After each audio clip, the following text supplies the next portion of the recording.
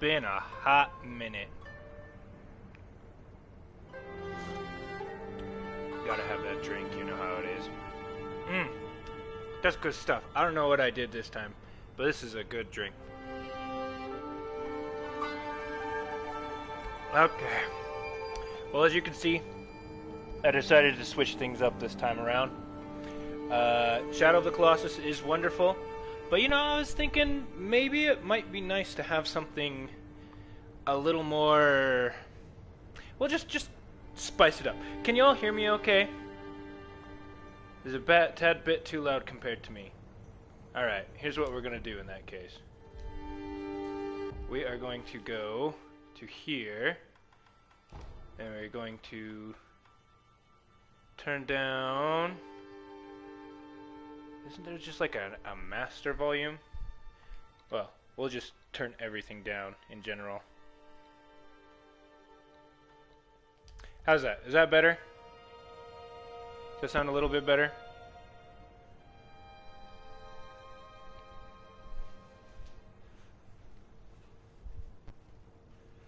Oh, what did I do with my thing?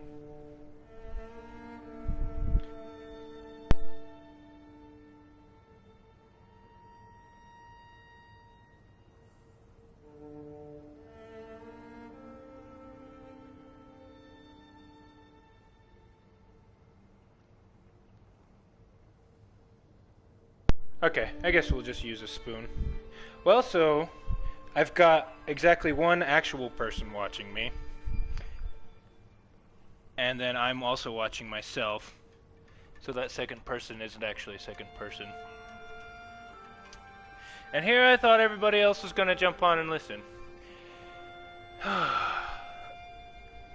Well, I'm wondering if I should wait for other folks to jump on in a little bit. Oh, you know what? Let's move this here. This is a little bit of an experiment. New place. I had to set some stuff up. New game, obviously. Ooh, there's another. Well, hello, good sir, or madam. Or, you know. Well. Alright. Well, let's get to the topic. Get to talking about what I wanted to talk about.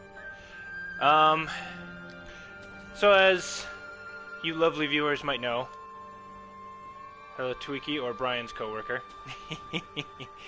As you might know, I am a history major.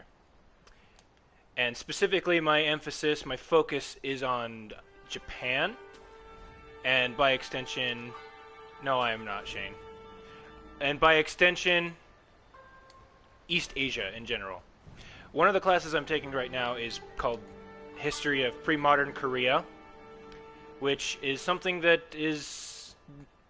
I mean, not a lot of people know that much about Korea. I sure as heck didn't, especially being somebody who's way into the Japanese side of things.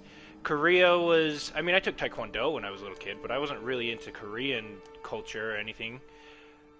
But I figured because when you look into history and stuff, everything is so interconnected, and because it has something to do with the ancient Far East, I was like, you know what, let's go ahead and try that. I do know that historically there have been connections between Korea and Japan, and so I was like, you know what, I might learn some interesting tidbits here and there about Japan more, which I did. But one of the really interesting things that I've been contemplating is the relationship people have nowadays with their history. Like I said just a little bit ago, the world of the ancient Far East, so China, Korea, Japan, Vietnam, Manchuria, Mongolia even, all of these places have been very intimately connected throughout their histories. And it's really funny because nowadays, generally speaking, those big Asian countries do not get along with each other. They do not like each other. A lot of that has to do with the fact that China, for the longest time, was the big boy on the block, and everybody wanted to be like China, and China was the middle kingdom and the greatest, and if you wanted to have any sort of dealings with China back in the day, you had to present yourself as a subservient, as an inferior to China. Yeah, they're connected because they're right next to it. Well, I mean, Japan is across a strait. Japan is an island, but where was I? Yeah, so China was the big boy on the block for a long time, and everybody wanted to prove that they were just as good, if not better, than China.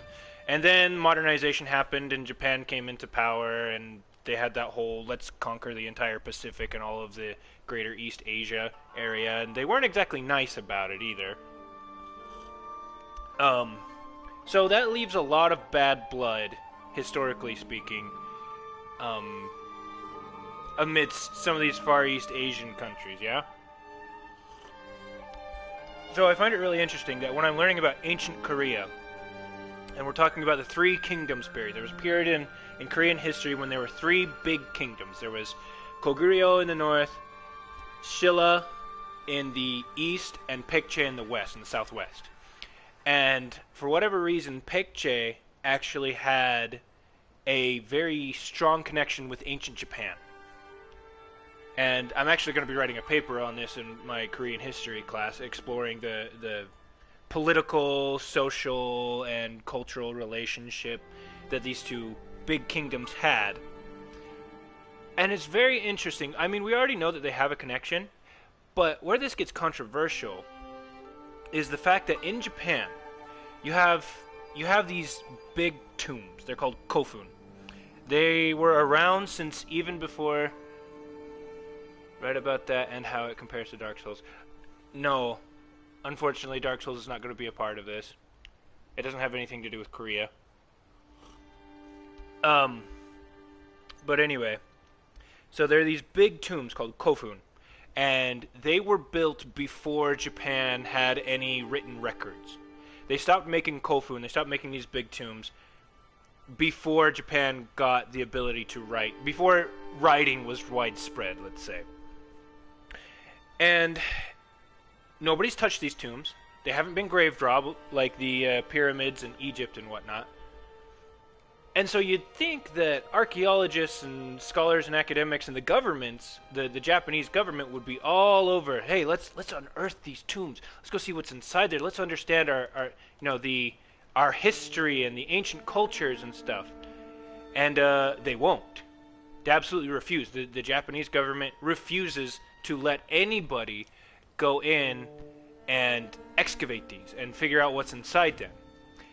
And the reason is because they have done so a little bit. This is not Shadow of the Colossus. This is Sekiro. Because I figured it might be nice for a change of scenery, you know? I already killed all of the enemies in here, so I can run around and do whatever I want. But this is pretty, and it's really chill and relaxing, and I like the music. Anyway, so the Japanese government refuses to let anybody excavate these tombs because they have already on some of them. And what they've discovered is that a lot of these tombs and the contents therein point to a very, very close relationship between the ancient Japanese imperial line, the ancient royal family, and a direct link to the ancient Korean state of Paekche. And again, this was only one kingdom of the three in the Korean peninsula at the time. But the Japanese government is so terrified and so just not cool with the idea that they are related to Korea, because we are our own country, we're our own thing, we are totally 100% original and didn't derive our culture from anything, we are 100% Japanese. They have this thought stuck in their head so strongly that they will refuse to dig up these things and understand their own culture, because it will probably say that the imperial line actually were direct descendants of Paekche nobility, which means Korean nobility, and heaven forbid we should do that. Heaven forbid we should be descended from Koreans, because that makes Koreans cooler than us, I guess. And you know, it's something I've been wondering about history in general. A lot of people tend to be afraid of history. The Koreans even kind of have their own thing with China. One of the things that surprised me about Korean history is how much more influenced by China it is than Japan was. Obviously, Japan was trying to be China, just like everybody else at that time was. But Korea especially was way into Chinese stuff. Tend to be afraid of your mom, no you. the Koreans adopted Chinese culture to a degree that the Japanese could only imagine. Partly because it was a lot shorter of a distance from Korea to China than it was from Japan to China.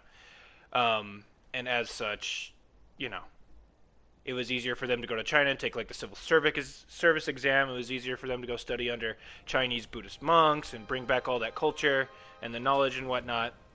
But when you ask Koreans about their own culture, they will tell you, or at least, you know, on a grand scale, they do not want to admit that they just wanted to be China for the longest time. You know? Which, I mean, it makes sense back then. China was the big boy. China did have this wealth and culture and power and money and all of these wonderful things. So, of course, everybody wanted to be like China, because China was the best at the time.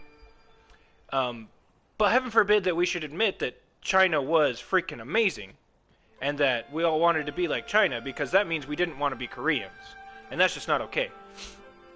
And it's so funny to see people so scared, I guess for lack of a better term, of admitting certain parts of their history that are just, it's just the way it is. Like, why are we getting our panties in a bunch here? So what if the Japanese imperial line was directly descended from the Paekche nobles?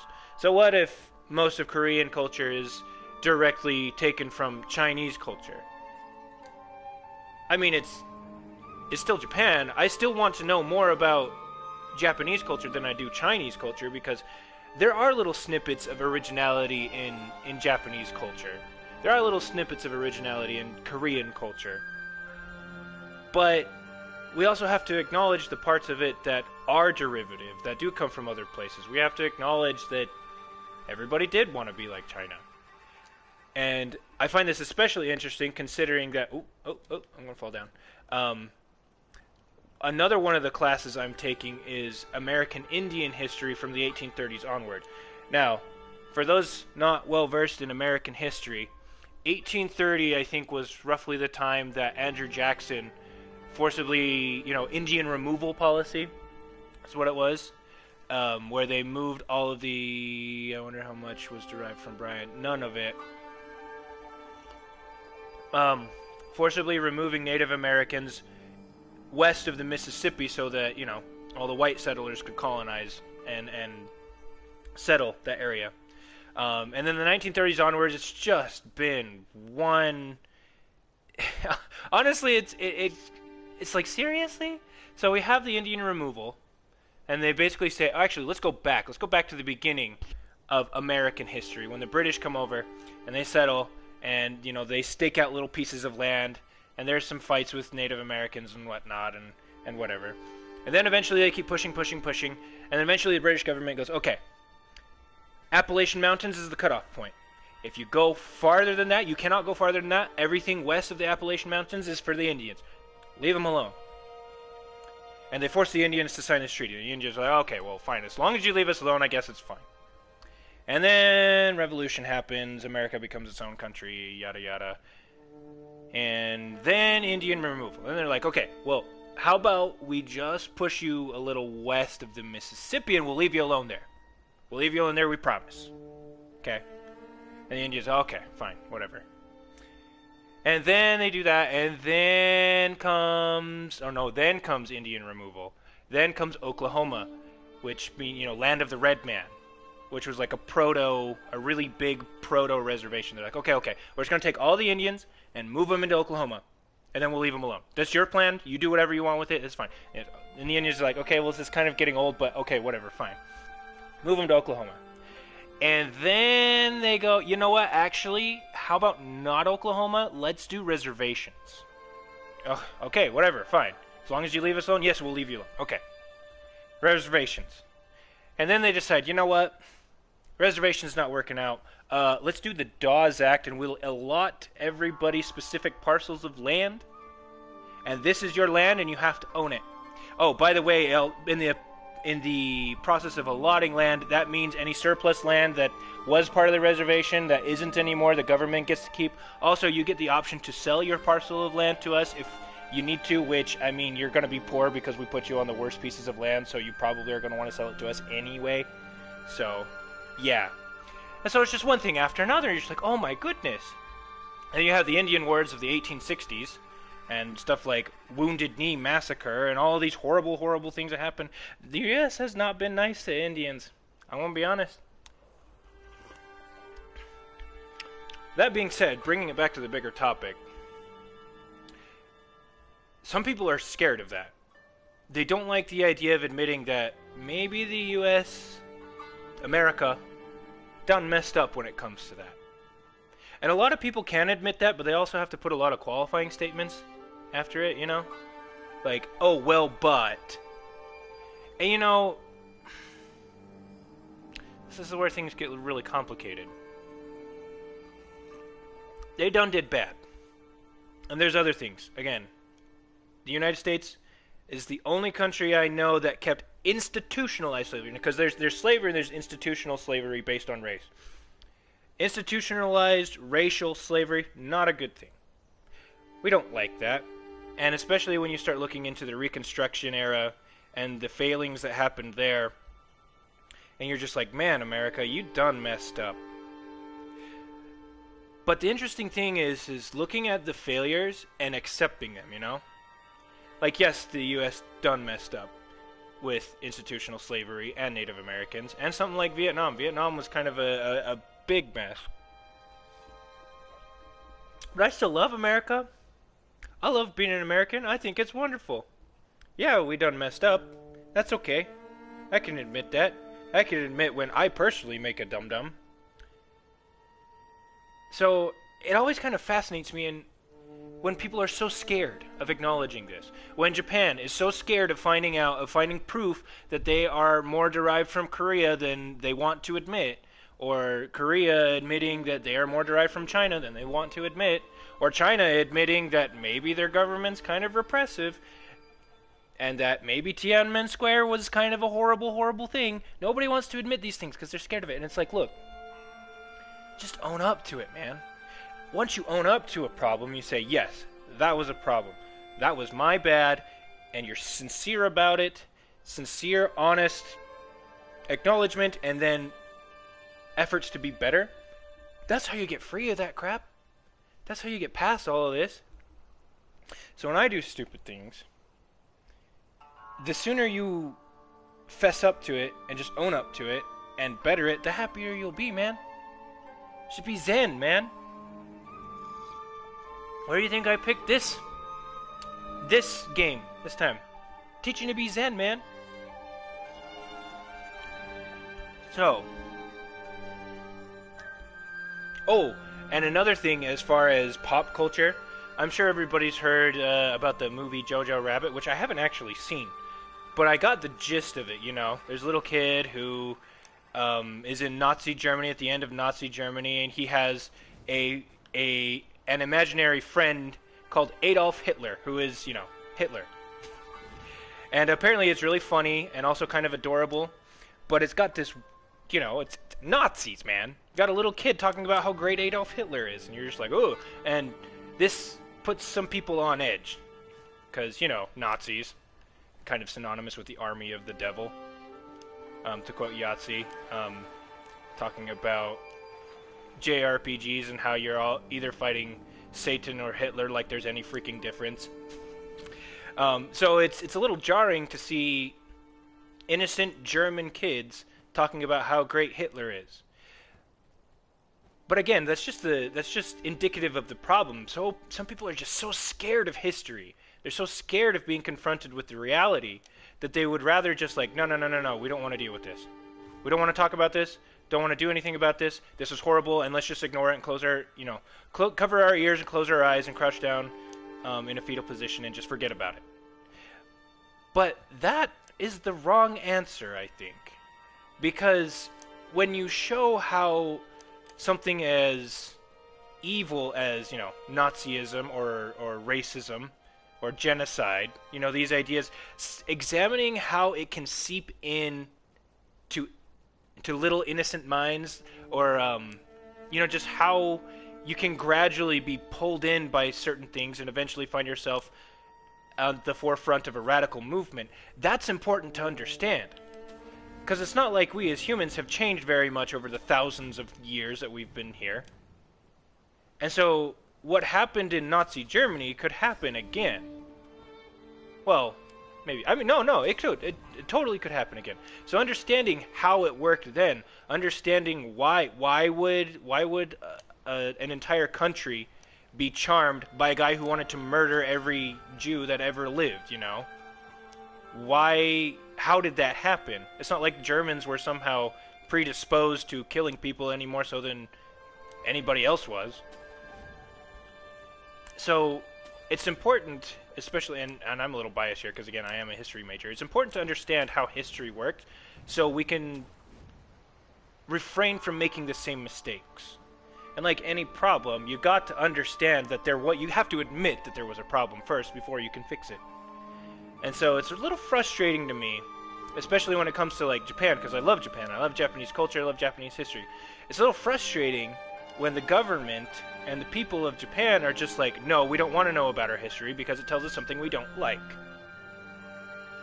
And it's frustrating, is what I'm getting at. And we would be so much better if we would just like, it's fine, man. It's cool. We're good. Okay. That's basically all I had to talk about this time. Ran out of ideas. I'm sure I'm going to come up with other things. That always happens on this. I talk about a thing, and then 10 minutes later I go, oh, wait, I totally should have mentioned that, or, oh, that would have been good to say, you know? So I don't know if any of you guys have any comments on this. I'm up for it. I plan on being here for another 5 minutes at least. I gotta give you guys a little bit of time for the lag. Oh, I'm watching my own stream. And, oh man, this is way far back. Oh, but let me see. I think I can skip ahead a little bit. Okay.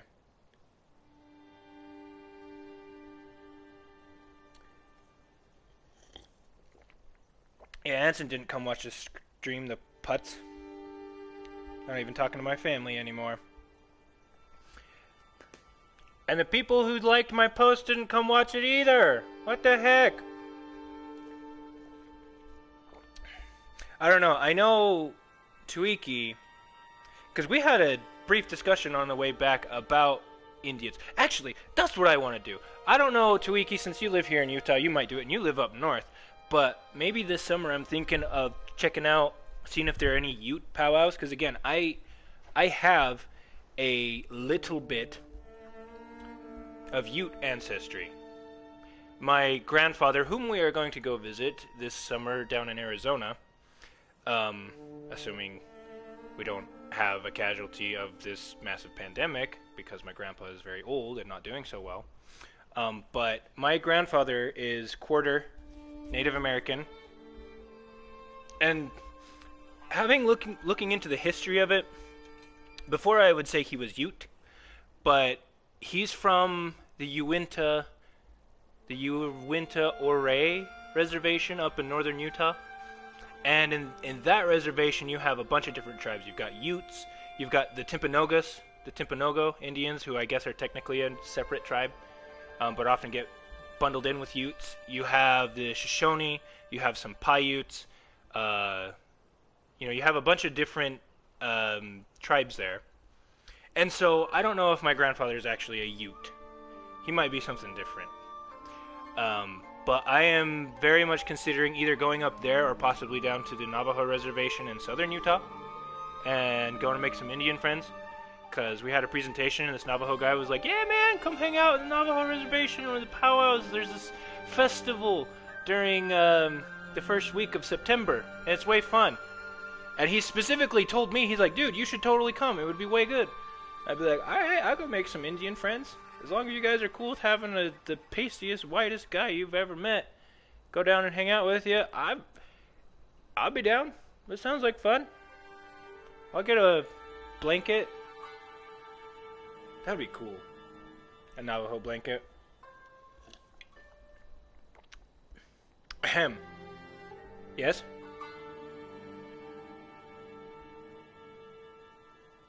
You already have an Indian friend. I know. Ooh, that would be fun. You should look into finding out like frick, what's your dad, Iroquois? It's just yeah.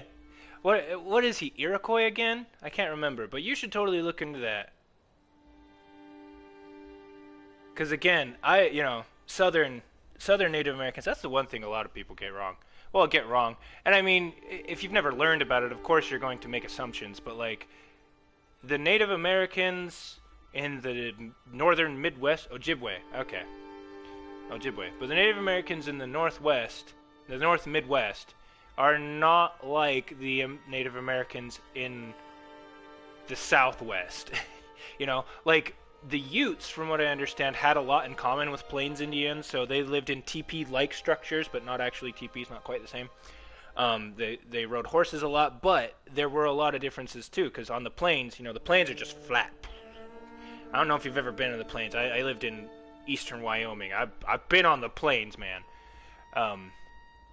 But they live very different lives from the Utes, who lived in a very rugged, rocky, mountainous area.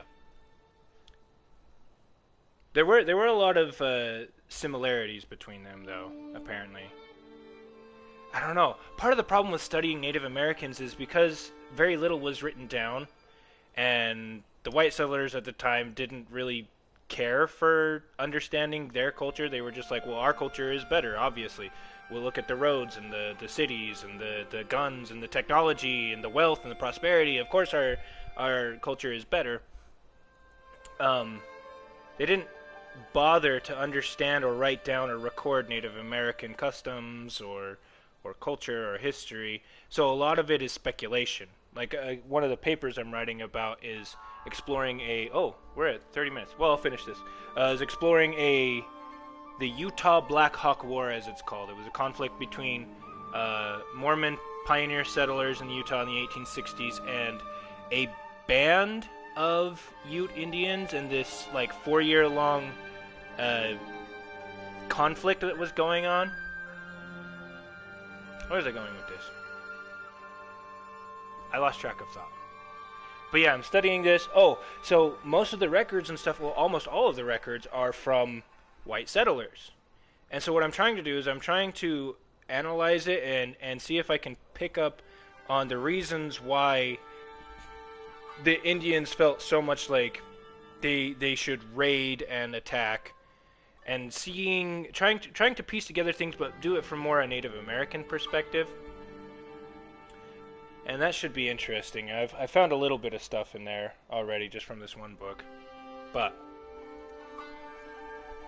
it's fascinating. Okay, basically, don't be afraid of your history. It's fine. You are what you are, and there's nothing wrong with that. Even if you come from, even if your history turns out to not exactly be happy, like my Native American ancestry is not happy. I'm not descended from a Cherokee princess like most Americans will claim that they are. I am descended from, I don't know who, an Indian who had an affair with a white woman and led to generations of unhappy, not happy people. But that's cool. Because even though that is my heritage, that's not me, I guess I should say. Even though the imperial family may have had direct ties to Pekche and have been just Pekche refugees, Pekche noble Pekche refugees, Japan is still Japan. They are already individual. They're unique. And just because they're derived from something else, everybody's derived from something else. China is derived from something else. Okay? It's fine. We're cool. Let's just be cool. Alright, now I'm going to go play Final Fantasy VII. No, I won't stream that. Anyways, I'll catch y'all later.